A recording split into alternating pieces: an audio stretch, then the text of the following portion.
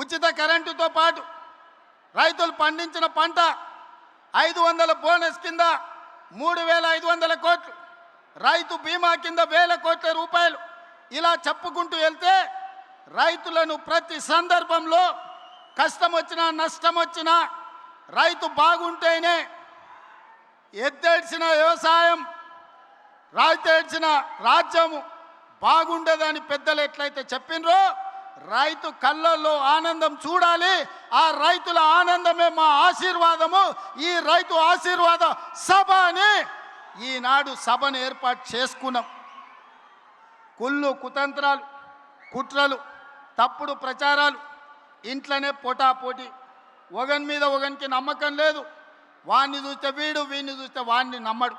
వాడో గుంపు, వీడో గుంపు. ఈ గుంపులలో గిల్లి కజ్జాలు. మన కన్నెపల్లికి పోయిండు, మేడిగడ్డల నీళ్లు నింపండి, కన్నెపల్లి ఎత్తండి అని.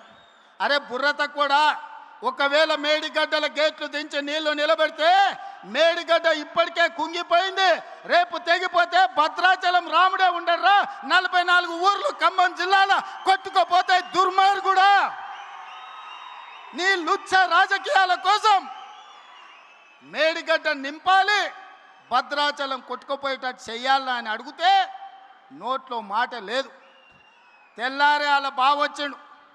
ఇక ఈ బామ్మార్దులు వెనుకడికి ఎవడో ఉన్నాడంట. బామ్మార్ది తపస్సు చేసిండు. రాజ్యంలో రాజును ఎట్లయినా తండ్రి రాజ్యం ఇస్తలేడు, తండ్రిని కానేసి రాజ్యంను ఏలుకోవాలని పెద్ద మర్రి చెట్టు ఎక్కి తపస్సు కూర్చున్నాడు. బామర్ది మా అయ్య పోవాలి, నాకు అధికారం రావాలని కఠోరమైన తపస్సు చేసిండు. ఆ తపస్సుకు దేవుడు ప్రత్యక్షమయ్యే పరిస్థితి వచ్చింది. బావకు తెలిసింది బ్రహ్మదేవుడు వచ్చేటట్టే ఉండు, బామ్మార్దికి వరం ఇచ్చేటట్టే ఉండని. మళ్ళీ నేను బయట ఉంటే ఆగమైతాని వాడు వచ్చి చెట్టు కింద కూర్చున్నాడు, ఏర్ల కాడ ఊడల కాడ. దేవుడిగా బయలుదేరిండు. మొదట బామ్మార్ది దగ్గరకు వచ్చిండు.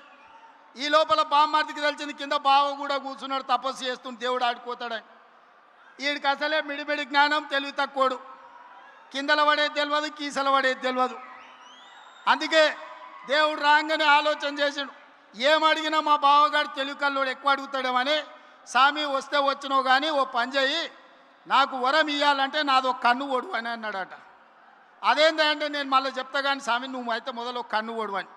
సరే వీడు ఇంత కఠోరమైన దీక్ష చేసి కన్ను ఓడడం అంటే నాదేం పోయిందని వాని కంట్లో ఏలు పెట్టి పొడిచిండు, వాని కన్ను పోయింది. కిందికి బావ దగ్గరకు వచ్చిండు, మరి నీ సంగతి చెప్పని. వాడు అనుకున్నాడు మా బామ్మార్ది గాడు ఏమేమి అడిగిండో నాకు తెలియదు, ఓ పని చేయి స్వామి, మా బామ్మార్ది అడిగిన దానికి నాకు డబల్ అని అడిగిండంట. ఆలోచన చేసుకో అని చెప్పిండు. ఇక లేదు స్వామి ఆలోచన లేదు, గీలోచన లేదు, మా బామ్మార్దికి ఇచ్చిన వరానికి నాకు డబల్ వరం ఇవ్వమని. సరే మంచిదని వాడిని 2 కళ్ళల్లో ఒడిచిండు. బామ్మార్ది గానికి 1 కన్ను లేదు, బావకు 2 కన్ను లేవు. ఇక ఊరు మీద ఓట్లు అడుక్కోవాలంటే ఏం చేయాలి? ఈ బావని బామ్మార్ది భుజాల మీద ఎక్కించుకొని ఖమ్మం సితకాని మండలంలో మన సభ ముందు పల్లి బఠానీలు అమ్ముకోనికి వచ్చారు. ఇది బామ్మార్దుల స్టోరీ. బావెవడో మీకు తెలుసు కదా, తాటి చెత్త అంత పెరిగిండు కానీ తలకాయలో చింతకాయ అంత కూడా తెలియలేదు. బామ్మార్ది ఎవడో మీకు తెలుసు కదా, సోంబేరిగాడు.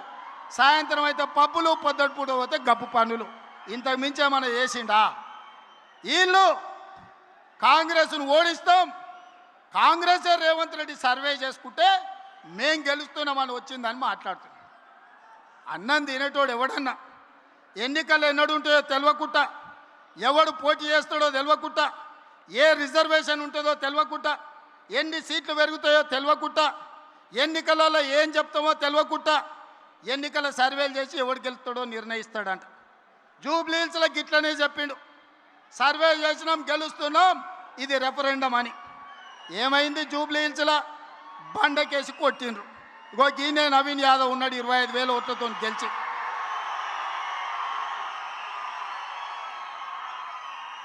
మనము పెళ్లికి బ్యాండ్ మేళమోని పిలుచుకుంటాం. బ్యాండ్ మేళమోడు మనం ఏదో అడిగితే గదే దరువు వాయిస్తాడు. వీడు సర్వేలకు ఇచ్చేటోడు కూడా వాని సర్వేలు ఇచ్చి బ్యాండ్ మేళం వాయించమంటే వీనికి సంతోషం కలిగేదే వాయిస్తాడు తప్ప నిజము చేదుగా ఉంటుందని వాడెందుకు చెప్తాడు? అసలు వాళ్ళయ్యా ఆ ఎల్ల రెండోసారి ప్రభుత్వం వచ్చినప్పుడు హరీష్ రావును మంత్రిని చేయనిక ఏడాది పట్టింది. ఆ ఎల్ల పార్టీలకు వెళ్ళే మెడల్ పట్టి దొబ్బాలని చూసిరు. ఇవాళ కన్నెపల్లి పోతుంటే కేటీఆర్ హరీష్ రావుని ఎంబడి తీసుకపోలే. ఆల్రెడీ హరీష్ రావు బీజేపీలతోని సందపూసుకేస్తూనే ఉన్నాడు, చీకట్ల మాట్లాడుతూనే ఉన్నాడు. కాదని భద్రాచలం రావుని మీద ఒట్టేయమను హరీష్ రావును. నేను బీజేపీలతో మాట్లాడతలేను, బీజేపీలకు ఓనని భద్రాచలం రాముడి మీద వాళ్ళ మేనమామ కేసీఆర్ మీద ఒట్టేసి హరీష్ని చెప్పమను. నువ్వేడుంటావో తెలియదు, నీ బావేడుంటాడో తెలియదు. కేసులకు భయపడి నీ పార్టీని బీజేపీలో విలీనం చేస్తామని నీ చెల్లెలే ఒక పక్క నుంచి చెప్తుంది. మీ దొంగ సొమ్ము 1400 కోట్లు ఆంధ్ర కాంట్రాక్టర్ల నుంచి కొల్లగొట్టిరని సొంత చెల్లెలే చెప్తుంది. సిగ్గులేనోడా, ఇన్ని నిజాలు ఇట్లుంటే తెలంగాణ ప్రజలు నీకు ఓటేస్తారు అనుకుంటున్నావా? మా అక్కలకి ఈయనే ఉండ్రు, ఇందిరమ్మ చీరలు కట్టుకొని పాలపిట్టల లెక్క. మా అక్కలందరూ సిద్ధమవుతున్నారు. సలాకి ఎర్ర గాల్చి మీ శివరాసన్ లాంటి వాళ్ళకు వాతలు పెట్టాలని. మీ ఖమ్మంలో కానీ శివరాసన్ ఉన్నాడు తెలుసు కదా, తెలుసా?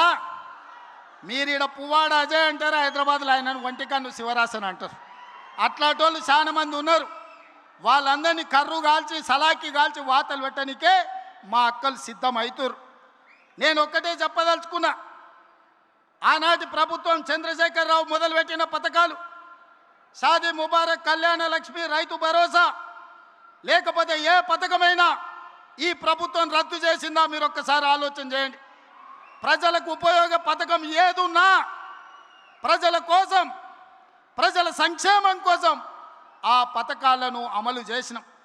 ఆయన రైతు బంధు అంటే సంవత్సరానికి 10,000 అంటే మీ తుమ్మల గారు బట్టి గారు రైతు భరోసా పేరు మీద 2,000 పెంచి సంవత్సరానికి 12,000, 30 నెలల 36,135 కోట్ల రూపాయలు రైతు భరోసా పథకాన్ని కొనసాగిస్తలేమా? ఆనాడు డబుల్ బెడ్రూమ్ ఇళ్ళని ఆనా పిల్లల కోట శ్రీనివాసరావు కథలు చెప్పినట్టు కోడిని పైన కట్టి సద్దన్నం కింద తింటే ఈ డబుల్ బెడ్రూమ్ జోల్ని చెప్పి మనల్ని మోసం చేస్తే మీ అభిమాన నాయకుడు పొంగులేటి శ్రీనివాసరెడ్డి ఇందిరమ్మ ఇండ్లు మొదటి విడత 4.5 లక్షలు, రెండో విడత 2.5 లక్షలు, 7 లక్షల ఇండ్లు కట్టి మీ ఖమ్మం జిల్లాలోనే గిరిజన సోదరుల మధ్యన గృహ ప్రవేశాలు చేసింది నేను కాదా? మీ అభిమానంతో నన్ను ఆదరించింది నిజం కాదా?